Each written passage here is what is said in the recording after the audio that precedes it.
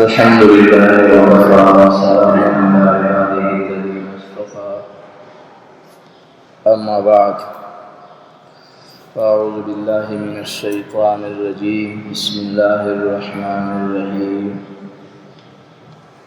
لقد كان لكم في رسول الله أسوة حسنة صدق الله العظيم وقال تعالى استغفروا ربكم إنه كان غفارا يرسل السماء عليكم مدرارا ويمددكم بأموال وبنين ويجعل لكم جنات ويجعل لكم أنهارا صدق الله العظيم وقال النبي صلى الله عليه وسلم إن العبد لا يحرم من الرزق بالذنب يصيبه أو كما قال صلى الله عليه وسلم اللهم صل على سيدنا ومولانا محمد وعلى آل سيدنا ومولانا محمد وبارك وسلم عليه هو الحبيب الذي ترجى شفاعته لكل هول من الأهوال مقتحم يا رب صل وسلم دائما أبدا على حبيبك خير الخلق كلهم قطرہ دانش کی بخشی دیز پیش متصل گرداں بدریاہ خویش اے خدا ان بندرا رسوا کن گر بدن من سر من پیدا مکن یا کریم العفو ستار العیون انتقام ازمان کش اندر جنوب اللہ تعالیٰ نے دنیا اور آخرت کی مسائل سے نجات کے لیے پریشانیوں سے نجات کے لیے اپنے پیار اور محبت کے حصول کے لیے ہمیں ایک طریقہ بتایا ہے کہ اگر کوئی اس کو اپنائے وہ اللہ کا پیارا بن جاتا ہے، اللہ اس کی دنیا بھی بنا دیتے ہیں، آخرت بھی بنا دیتے ہیں۔ وہ طریقہ اگر کوئی چھوڑ دیتا ہے وہ دنیا میں بھی عزت نہیں پا سکتا، آخرت میں بھی اس کا سامنا رسوائیوں اور شرمندگیوں سے ہوگا۔ اللہ ہم سب کی حفاظت فرمائے۔ وہ طریقہ کیا ہے؟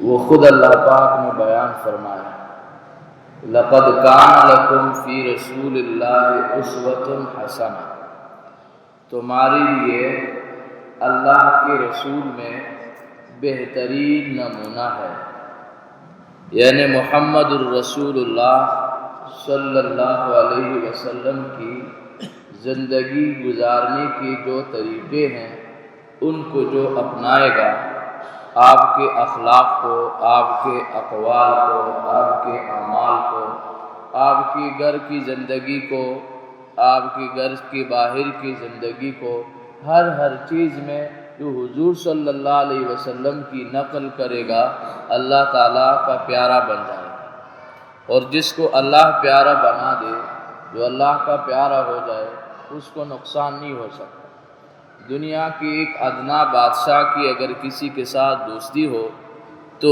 وہ پریشان نہیں ہوتا۔ بادشاہ عالمگیر رحمۃ اللہ علیہ ایک مرتبہ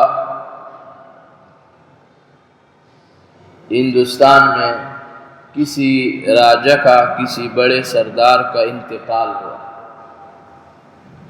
تو لوگ اس سے بہت خوش تھے، تو لوگوں نے سوچا کہ اس راجا کا جو بیٹا ہے اب اس کو سربراہ بنانا چاہیے، اور جو باپ کا عہدہ تھا اس کے بیٹے کو ملنا چاہیے۔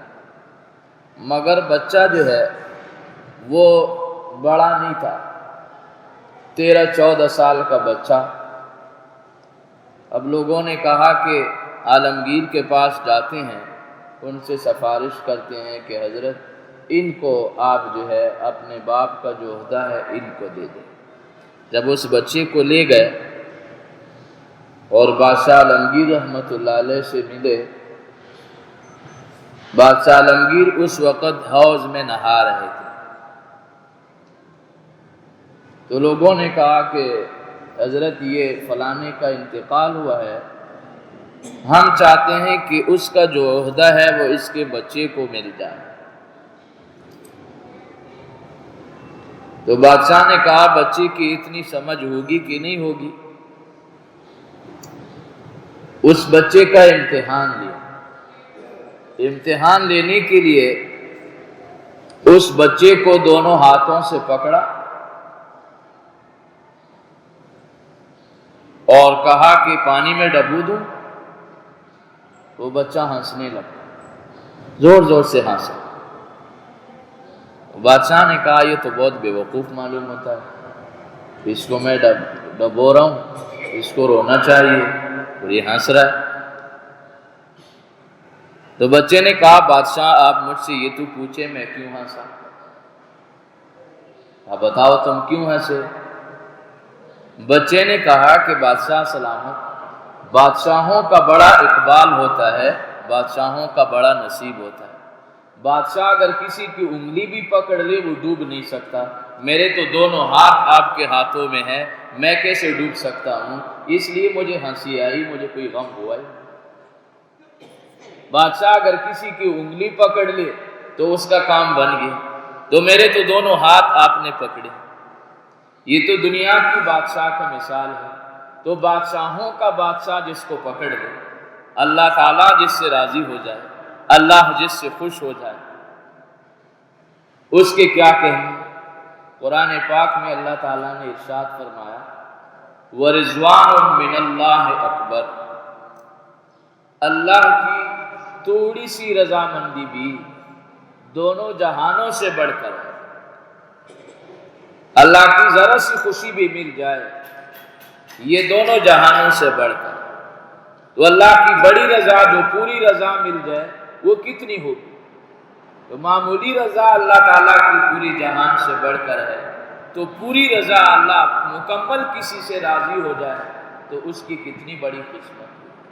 اللہ کیسے راضی ہوتے ہیں، اس کے لیے اللہ تعالیٰ نے محمد الرسول اللہ صلی اللہ علیہ وسلم کو نمونہ بنا کر دیا کہ یہ میرا پیغمبر ہے، تم کھانا کھاؤ تو ان کے طریقے پر، کماؤ تو ان کے طریقے پر، سو جاؤ تو ان کے طریقے پر، جاگو تو ان کے طریقے پر، شادی کرو ان کے طریقے پر، غمی کرو ان کے طریقے پر، لباس پہنو ان کے طریقے پر، ماں باپ کے ساتھ رویہ رکھو ان کے طریقے پر، بیوی بچوں کے ساتھ رویہ رکھو ان کے طریقے پر، وضو کرو ان کی طرح، نماز پڑھو ان کی طرح، تہجد پڑھو ان کی طرح، تلاوت کرو ان کی طرح۔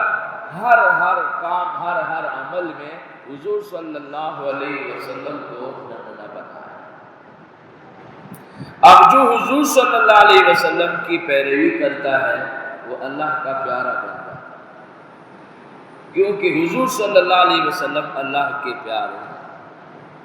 ایک آدمی سفر میں کسی بستی سے گزر رہا تھا، ایک بوڑھی عورت نے نوجوان کو دیکھا تو روکا، کہا بیٹا ذرا رک جائیے۔ نوجوان رک گیا۔ اب وہ بوڑھی اماں گئی اور جو ہے ٹھنڈا پانی لے کر آئی، کہا بیٹا یہ ایک گلاس پانی پی لے۔ پانی پینے کے بعد نوجوان نے پوچھا کہ اماں میں نے تو آپ کو نہیں پہچانا، میں اس علاقے کا نہیں ہوں، آپ سے میرا کوئی رشتہ نہیں، کوئی تعلق نہیں، آپ نے اتنی محبت سے مجھے پانی پلایا۔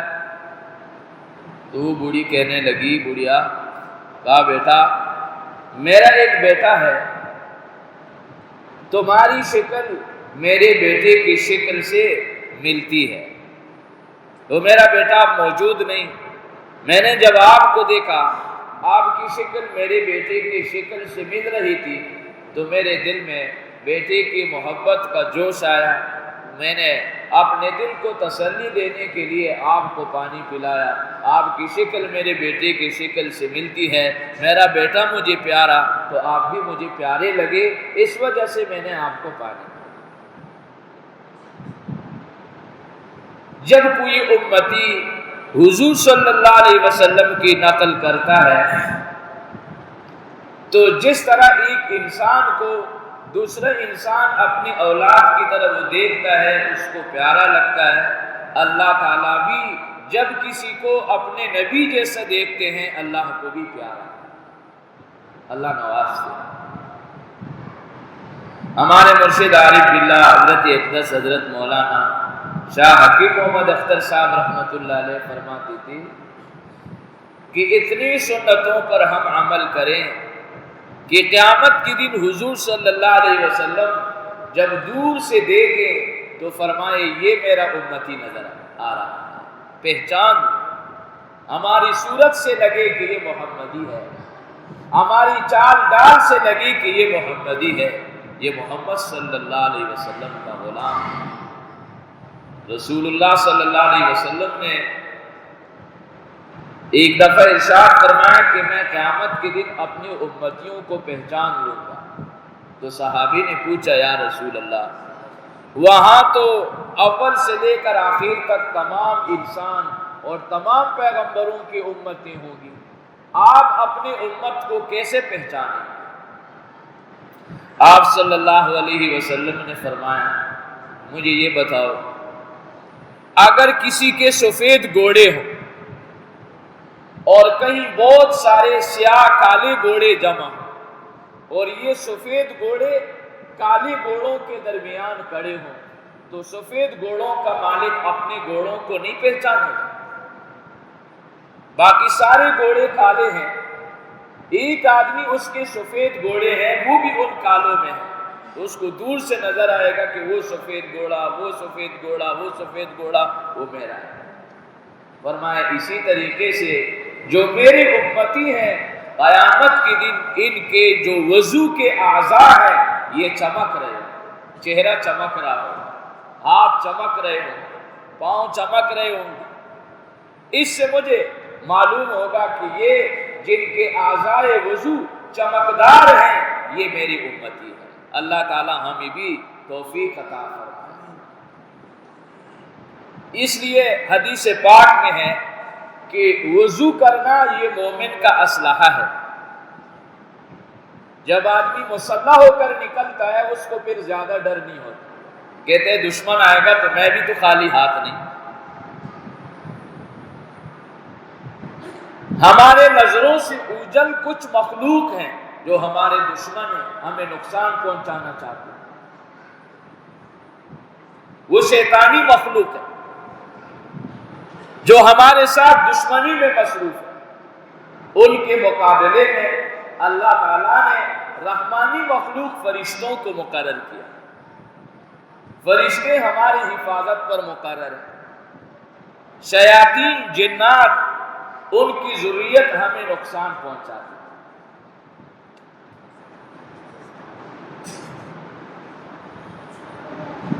قرآن پاک میں اللہ تعالیٰ نے فرمایا یہ شیاطین تمہارے ایسے دشمن ہیں انہو یراکم ہوا وقبیلہ من حیث لا ترون، وہ تو تمہیں دیکھ رہے، اس کا قوم قبیلہ بھی تمہیں دیکھ رہا مگر تم اسے نہیں دیکھ۔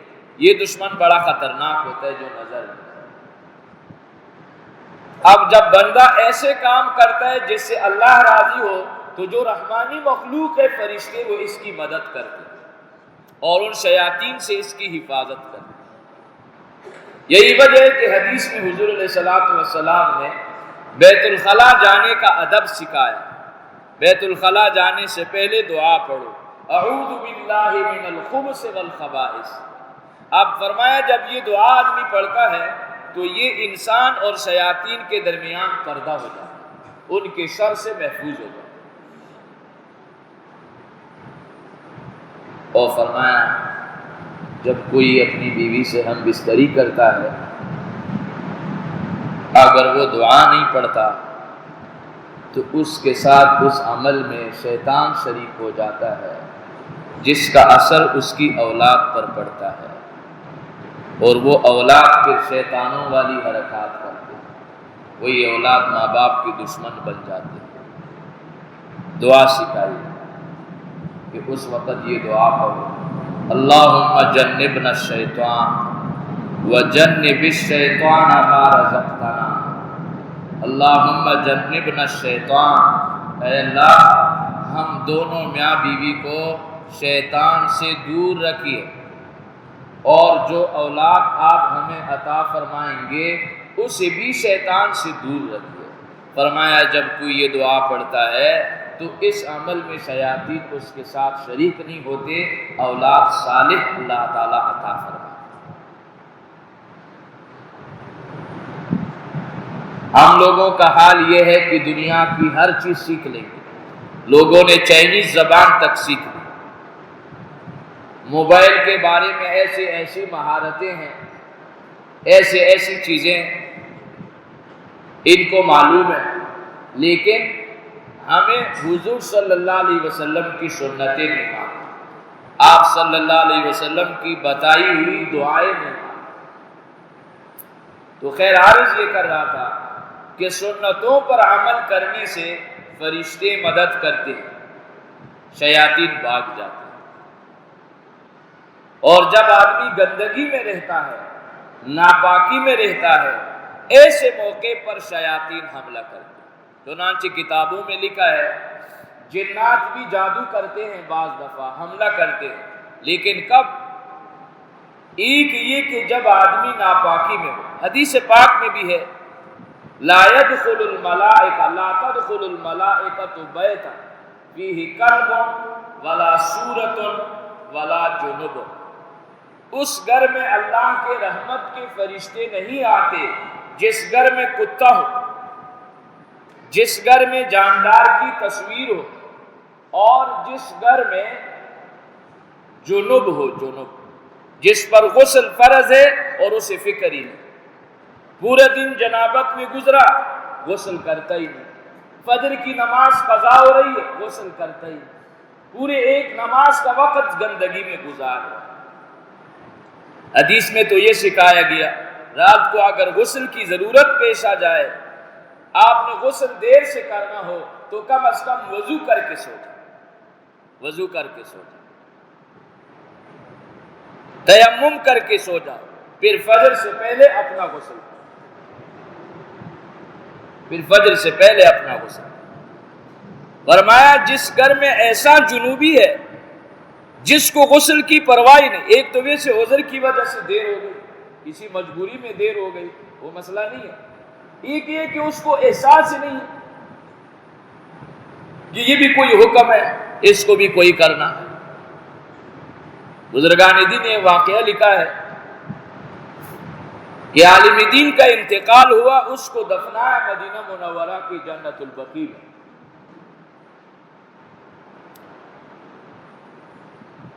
کچھ عرصے بعد جب وہ قبر کھولا گیا تو اس عالم دین کے قبر میں اس عالم کی لاش نہیں تھی، اس میں اس عالم کے بجائے ایک لڑکی کی لاش تھی۔ لوگ بڑے حیران ہو گئے، تو حج کے موقع پر دنیا جہاں سے لوگ آتے ہیں، اب لوگ دیکھنے لگے کہ یہ لڑکی کون ہے اور وہ عالم کہاں گئے۔ کسی نے پہچان لیا کہ اوہ یہ لڑکی تو فرانس کی ہے۔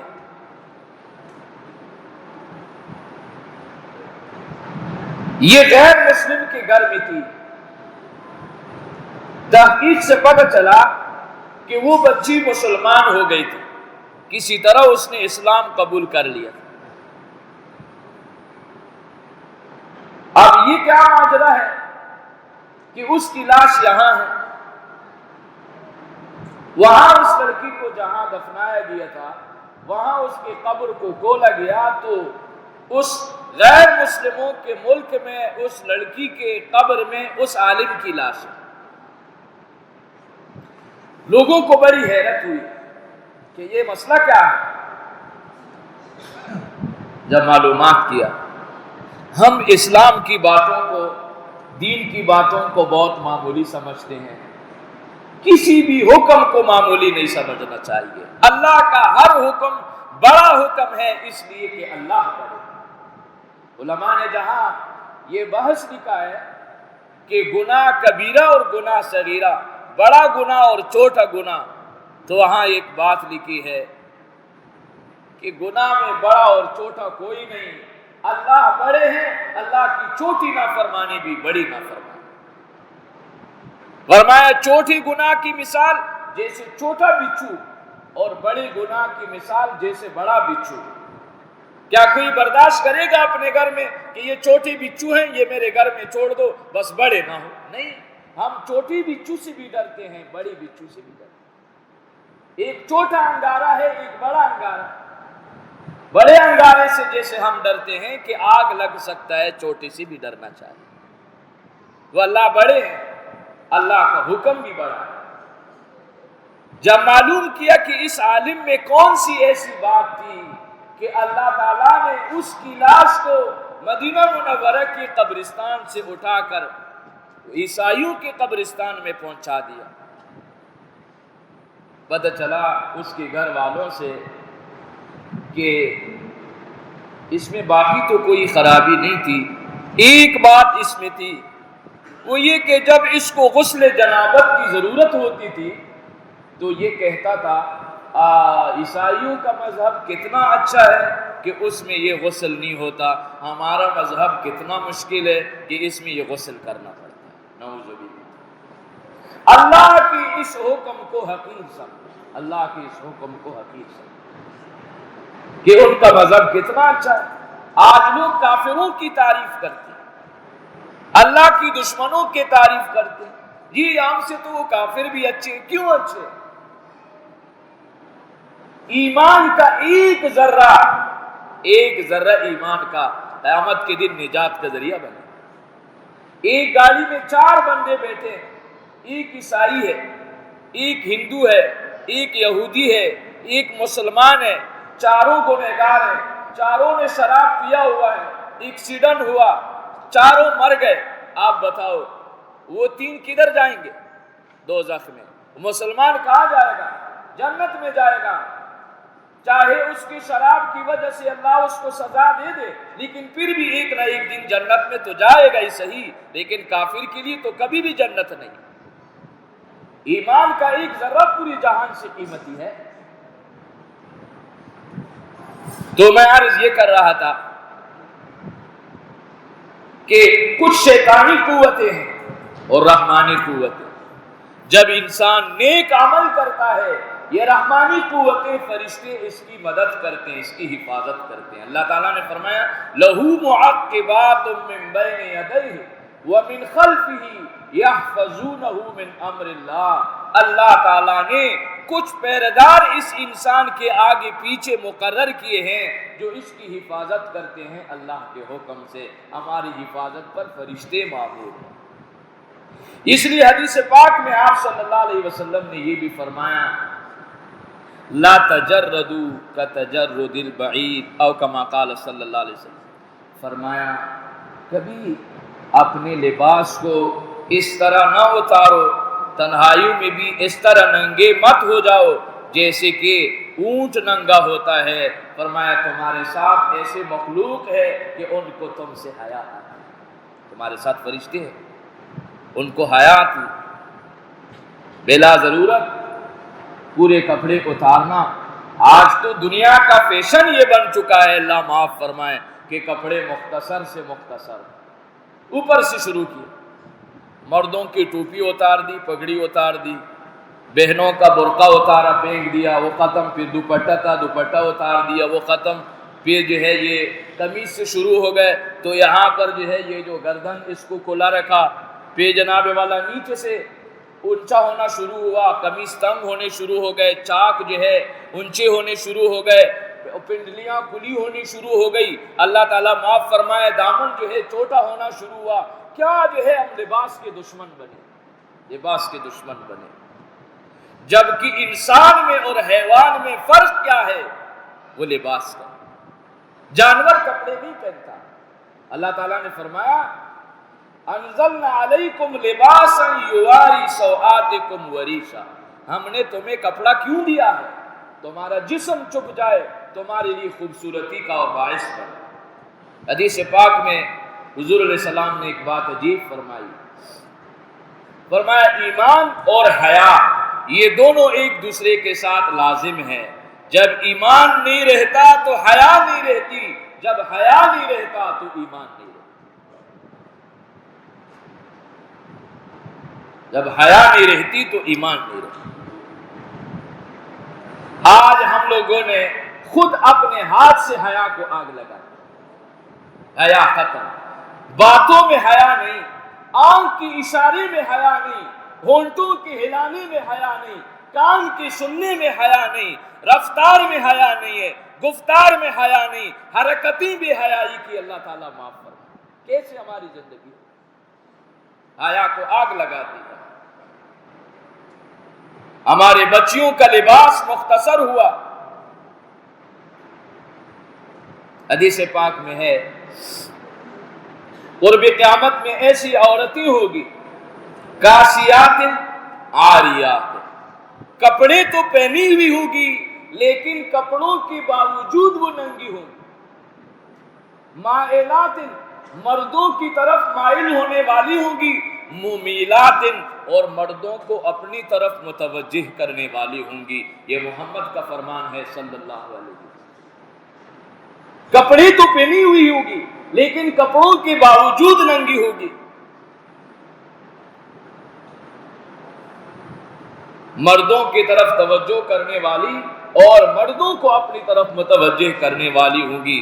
آپ نے فرمایا ایسے عورتوں پر جنت کی خوشبو بھی حرام ہے، ایسی عورتوں پر جنت کی خوشبو بھی حرام ہے۔ کیا میں اور آپ یہ پسند کر سکتے ہیں کہ میری بیٹی کے لیے جنت کی خوشبو حرام ہو جائے، میرے آپ کی بہن کے لیے جنت کی خوشبو حرام ہو، میرے آپ کی بیوی کے لیے جنت کی خوشبو حرام ہو؟ اگر اس لباس میں میرے آپ کے گھر میں ایسے افراد ہیں تو آپ خود سوچیں کتنی بڑی اللہ کے عذاب کو دعوت دینا ہے۔ تو خیر میں عرض کر رہا تھا کہ حضور علیہ السلام نے فرمایا جب گھر سے نکلو، یہ وضو ہے یہ مسلمان کے لیے اسلحہ ہے، جب آدمی ہمیشہ باوضو رہتا ہے تو یہ ہمیشہ مسلح رہتا ہے، کہ شیطانی قوتیں اس پر حملہ نہیں کرتی۔ اور شیطانی قوتیں کس وقت حملہ آور ہوتی ہیں؟ ایک یہ بتایا کہ جب کوئی گندگی کے حالت میں ہوتی، ناپاکی کی حالت میں، اس لیے زیادہ دیر ناپاک نہیں رہنا چاہیے۔ لوگوں کا یہ بھی مزاج ہے کہ رات کو جب سوتے ہیں تو الگ کپڑے پہنتے ہیں، اچھی بات ہے، لیکن وہ الگ کپڑے بھی گندے نہیں ہونے چاہیے۔ گندے ناپاک نجس کپڑے پہنے ہوئے ہیں اس میں رات کو سو، ارے بھائی گندگی کے پاس فرشتے نہیں آتے۔ کتابوں میں یہاں تک لکھا ہے کہ جس گھر کے اندر کچرا پڑا ہوا ہے، برتن جو ہے ناپاک پڑے ہوئے ہیں، دھونے کا کوئی انتظام نہیں، کپڑے گندے کئی دن کے پڑے ہوئے ہیں، بدبو آ رہی ہے، وہاں بھی فرشتے نہیں آتے، اس گھر کی برکت اٹھ جاتی۔ اب کہتے ہیں جادو ہو گیا، سحر ہو گیا، تعویذ ہو گیا، ارے بھائی نہیں، ہم نے خود شیاطین کو بلایا ہے۔ گندگی کی جگہوں پر شیاطین اکٹھے ہوتے ہیں۔ تو رات تو ایک بہت بڑا عالم ہے، ایک جہان ہے، اس لیے رات کو ٹھیک ہے سونے کے لیے الگ کپڑے پہنے آدمی، لیکن کوشش کرے کہ وہ کپڑے بھی پاک ہوں، ناپاک ہو جائیں تو پھر دھو لیں۔ یہ نہیں کہ کئی دن تک گندگی، اسی حالت میں اگر موت آ گئی تو پاکی سے فرشتے مدد کرتے ہیں، ناپاکی سے شیاطین حملہ کرتے ہیں۔ دوسرا، جب آدمی سخت غصے کی حالت میں ہوتا ہے اس وقت بھی شیطان حملہ کرتا ہے۔ شیاطین جب کسی پر جادو کرتے ہیں وہ موقع کی تلاش میں ہوتے ہیں، ایک موقع ان کا وہی ہے کہ ناپاکی ہو، ایک موقع ان کا یہی ہے کہ جب آدمی شدید غصے میں ہو، شدید غصے میں۔ بتاتا رہتا ہوں کہ غصہ بہت خطرناک مرض ہے، اس کا علاج ضروری ہے۔ کتنے لوگوں نے اپنے گھر غصے کی وجہ سے برباد کیے، اپنی بیویوں کو طلاق دیا، کسی کا ہاتھ توڑا، کسی کا سر پھاڑا، کیوں؟ غصے کی وجہ سے، حتیٰ کہ کسی کی جان بھی لے لی غصے کی وجہ سے، غصے کے غلام۔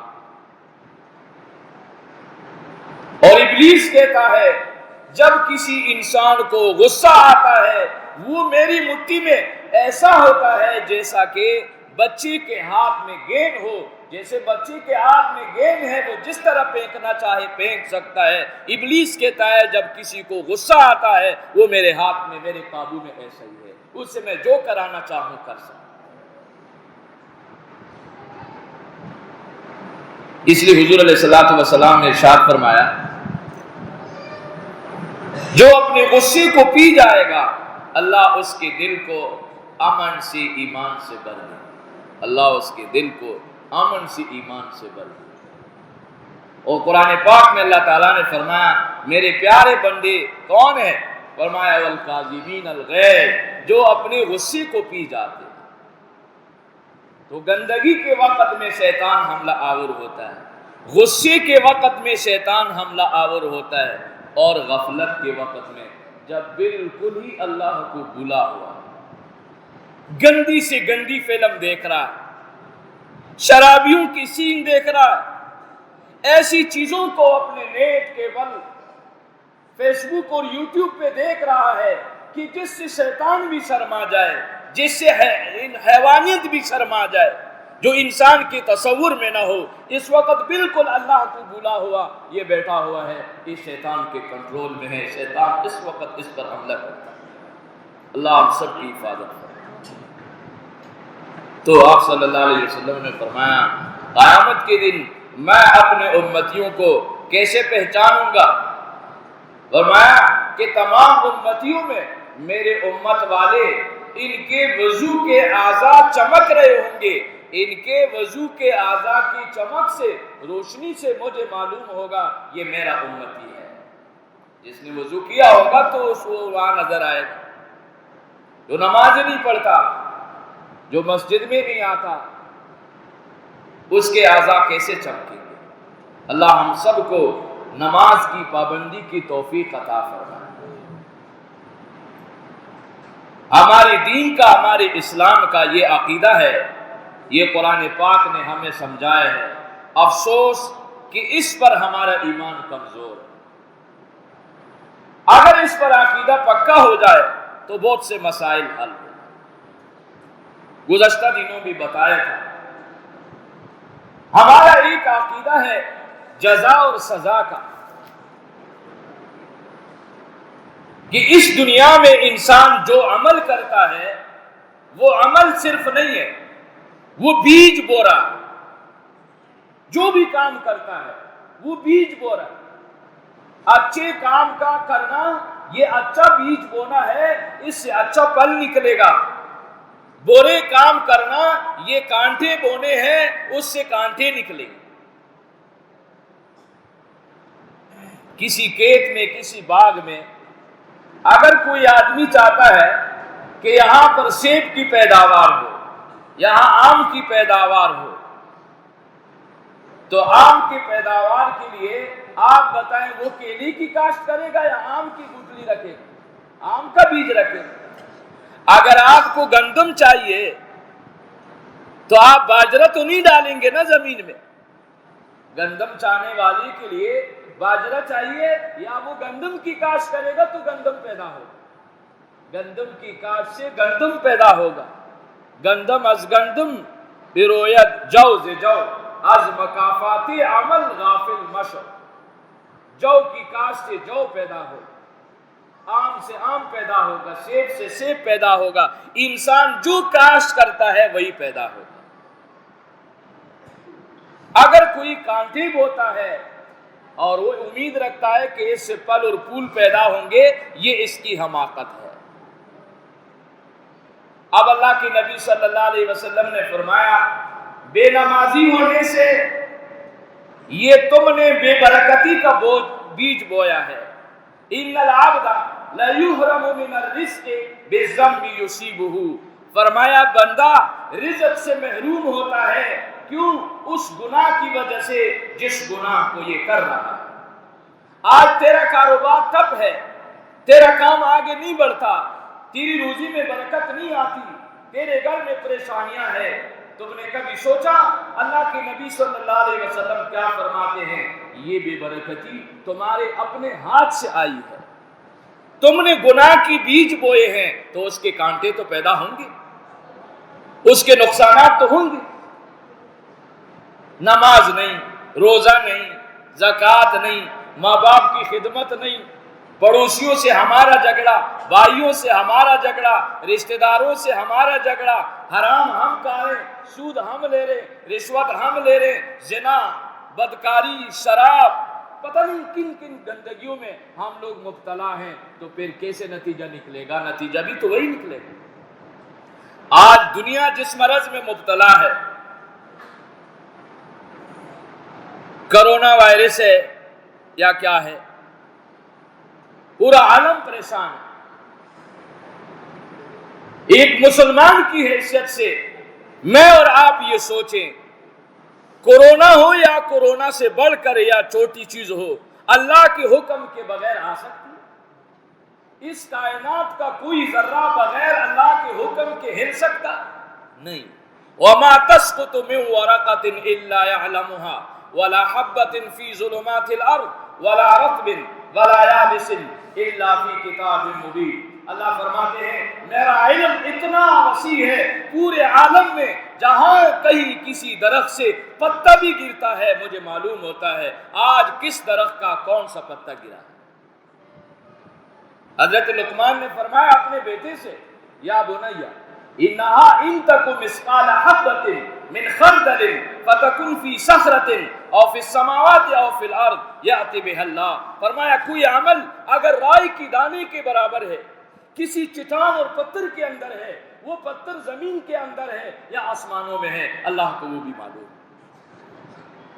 کرونا ہو یا کوئی بھی وائرس ہو، اللہ کے حکم کے بغیر نہیں آ سکتا۔ اب آپ بتائیں، ایک عالم ایک جو ہے وہ ایک شہر میں گیا، بیچارے کو بھوک لگی تھی، کھانا پینا کچھ بھی نہیں تھا، جیب میں خرچہ بھی نہیں تھا۔ جب شہر میں گیا تو دروازہ بند تھا شہر کا۔ لوگوں سے پوچھا بھائی یہ شہر کا دروازہ کیوں بند ہے؟ لوگوں نے کہا کہ ہمارے بادشاہ کا باز اڑ گیا ہے، بادشاہ کا باز اڑ گیا ہے، عقل مند بادشاہ کو دیکھیں، بادشاہ کا باز اڑ گیا ہے، اس نے دروازے بند کیے ہیں کہ کہیں شہر سے باہر نہ جائے۔ وہ عالم نے کہا یا اللہ، ایسے بے وقوف کو تو آپ نے بادشاہت دی ہے، میرے پاس اتنا علم اور میں نے صبح کا ناشتہ ہی نہیں کیا۔ کئی دروازے بند کرنے سے باز رک جاتا، وہ تو ہوا کی چیز ہے، ہوا پہ اڑے۔ ارے بھائی، سرحدات بند کرنے سے جو بیماری اللہ پہنچانا چاہے وہ روک سکتی، دروازے بند کرنے سے وہ بیماری روک سکتی نہیں۔ منہ پہ نقاب ڈالنے سے بھی بیماری نہیں روکے گی، اللہ جہاں پہنچانا چاہیں گے پہنچ جائیں۔ حدیث پاک میں حضور علیہ السلام سے صحابی نے پوچھا یا رسول اللہ، ایک اونٹ کو خارش ہو جاتی ہے، اس سے دوسرے اونٹ کو خارش ہو جاتی ہے، اس سے تیسرے اونٹ کو خارش ہو جاتی ہے، آپ فرماتے ہیں کہ بیماری دوسرے کو نہیں لگتی، یہ تو ہم نے دیکھا ہے کہ اونٹوں میں اس طرح ہوتا ہے۔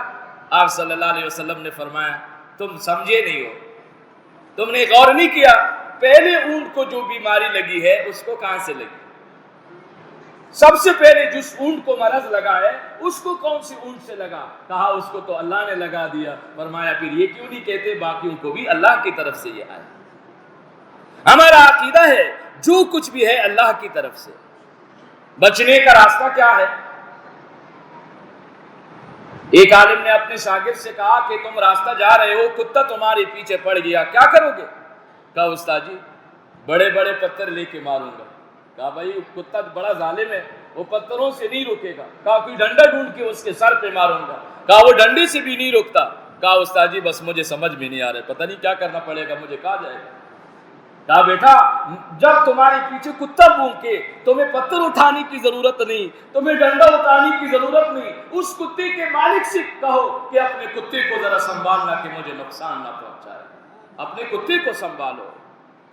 کورونا وائرس، یہ بیماریاں، یہ کتے اللہ کی طرف سے ہیں، ہم کس سے رابطہ کریں گے؟ مولا یہ بیماریاں تیری طرف سے ہیں، ہمارے اندر اس کی برداشت نہیں ہے، ان بیماریوں کو ہم سے ہٹا لیجیے، ہماری حفاظت فرمائیے۔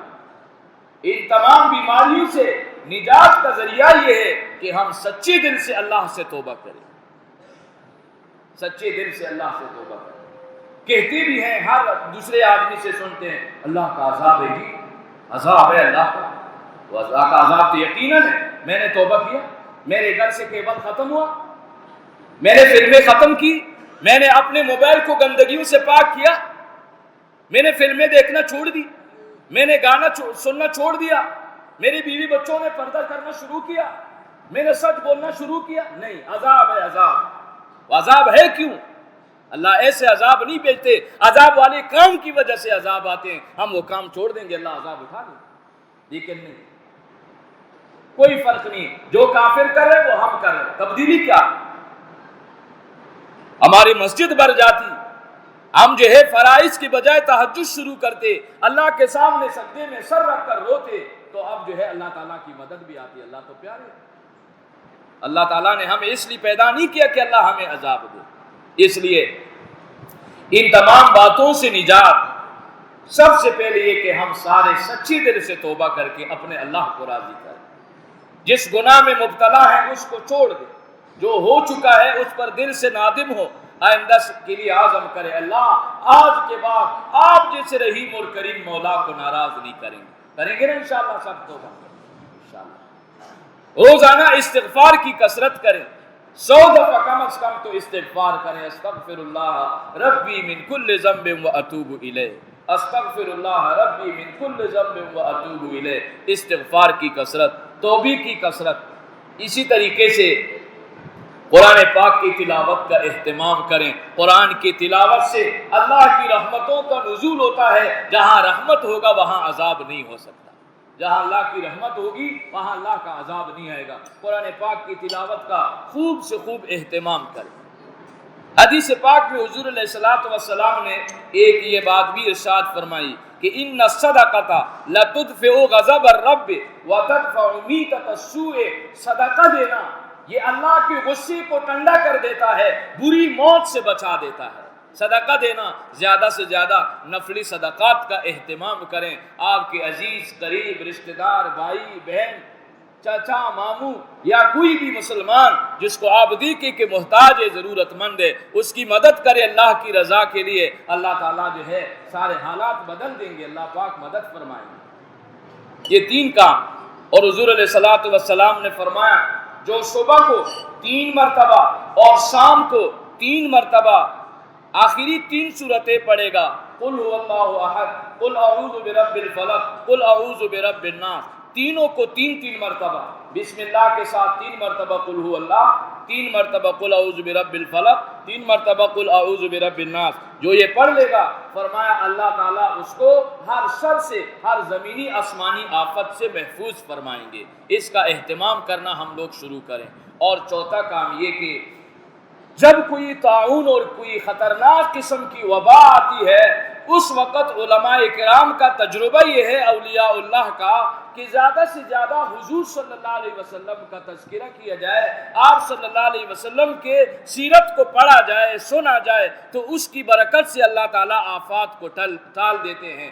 اپنے گھروں کے اندر حضور صلی اللہ علیہ وسلم کی سیرت کی کوئی کتاب پڑھنا شروع کریں، اپنے بچیوں کو سنانا شروع کریں۔ سیرت مصطفیٰ ہے، اسوہ رسول اکرم صلی اللہ علیہ وسلم ہے، نشر الطیب ہے، پیاری نبی صلی اللہ علیہ وسلم کی پیاری سنتیں ہیں، فضائل اعمال ہیں، فضائل صدقات ہیں۔ کوئی عالم سے پوچھے تو صحیح کہ میں کیا کروں، اللہ تعالیٰ جو ہے مدد فرمائیں گے۔ اور دعاؤں کا بھی خوب اہتمام کرنا چاہیے کہ اللہ پورے عالم کے حال پر رحم فرمائے، تمام عالم کے مسلمانوں مسلمانوں کو اللہ تعالیٰ کورونا وائرس سمیت ہر خطرناک بیماری سے محفوظ فرمائے. جو مسلمان اس میں مبتلا ہیں اللہ انہیں شفا عطا فرمائے. جو اہل کفر اس میں مبتلا ہیں اللہ تعالیٰ ان کے لیے ہدایت اور ایمان کا ذریعہ بنا دے اور جو ہے اللہ تعالیٰ پورے عالم کو اس سے محفوظ فرمائے. ایک دعا حضور علیہ السلام نے سکھائی ہے. حضور علیہ السلام سے ایک صحابی نے پوچھا یا رسول اللہ 23 سال میں آپ نے بہت دعائیں سکھائی, مجھے ساری تو یاد نہیں ہے. آپ نے فرمایا ایک دعا سکھاتا ہوں, جب تم وہ دعا مانگو گے یہ ایسا ہی ہے جیسے تم نے میرے 23 سالہ دور نبوت کی دعائیں اللہ سے مانگی ہے. وہ کیا ہے؟ اللہم انی اسألک من خیر ما سألک منہ نبیک محمد صلی اللہ علیہ وسلم ونعوذ بک من شر ما استعاذ منہ نبیک محمد صلی اللہ علیہ وسلم وانت المستعان وعلیک البلاغ ولا حول ولا قوة الا باللہ. اے اللہ وہ تمام بلائیاں جو تیرے حبیب محمد صلی اللہ علیہ وسلم نے آپ سے مانگی ہے میں وہ ساری مانگتا ہوں, اور وہ تمام شرور جن سے تیرے حبیب صلی اللہ علیہ وسلم نے پناہ مانگی ہے میں ان سب سے پناہ مانگتا ہوں. فرمایا یہ تم نے مانگا تو میری ساری دعائیں اس کے اندر آ گئی. اللہ پاک مجھے ہم سب کو عمل کی توفیق عطا فرمائے. وآخر دعوانا ان الحمدللہ.